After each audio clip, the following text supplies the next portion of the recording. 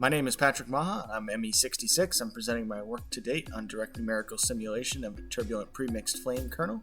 My faculty advisor is Dr. Zhao. This project is supported by Dr. Zhao and the Air Force Office of Scientific Research. The first question to answer is, what is turbulence? Turbulence is the chaotic swirling motions of fluid caused by instabilities between the viscous and inertial terms of the Navier-Stokes equation experienced at high Reynolds numbers. The video on the left is an example of the vorticity, or rotation, of a highly turbulent flow field. The characteristic vortices of turbulence are called eddies, shown as the blue spirals on the right. We can describe the largest of these eddies with three scales: a velocity scale u', a length scale lt, and a time scale tau. Another characteristic of turbulence is the energy cascade. Through vortex stretching, this phenomenon transfers energy from the largest scales of the flow down to the smallest scales of the flow, represented by eta, or the Kolmogorov length. At these scales, the kinetic energy is converted into thermal energy through viscosity. Summed up nicely with this poem, big whirls have little whirls that feed on their velocity, and little whirls have lesser whirls, and so on to viscosity. So why are we concerned with turbulent combustion? All energy conversion combustion processes are turbulent, from jet engine combustors to rocket motors. Even home heating oil burners operate in a turbulent regime. Let's look at an example of why.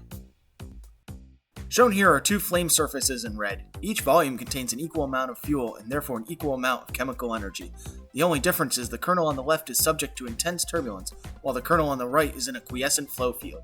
As time evolves, we see the turbulent kernel is contorted and shredded by the turbulence and consumes all of the fuel present in a fraction of the time that the quiescent kernel on the right takes.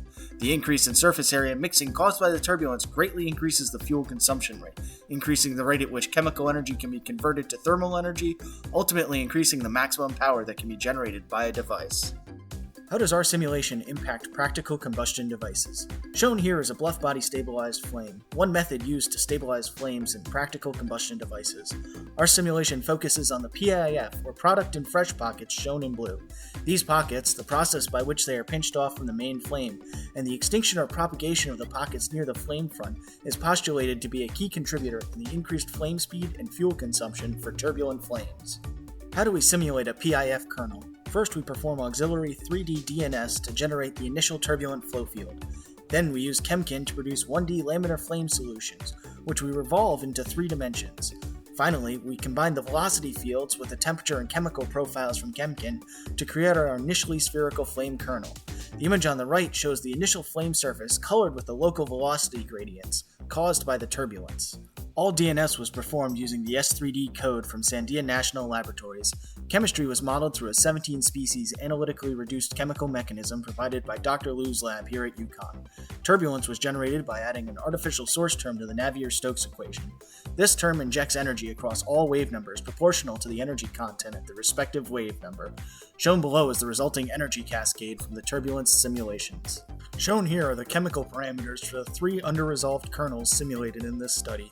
Equivalence ratio was modulated to match both the laminar flame speed and extinction strain rate of a previous jet fuel simulation.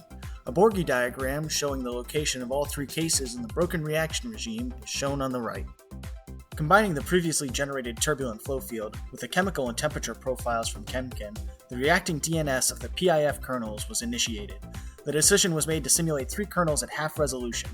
The reduction in computational cost allowed us to design and simulate 3 different cases that will influence the design of a future fully resolved simulation. What is computational cost?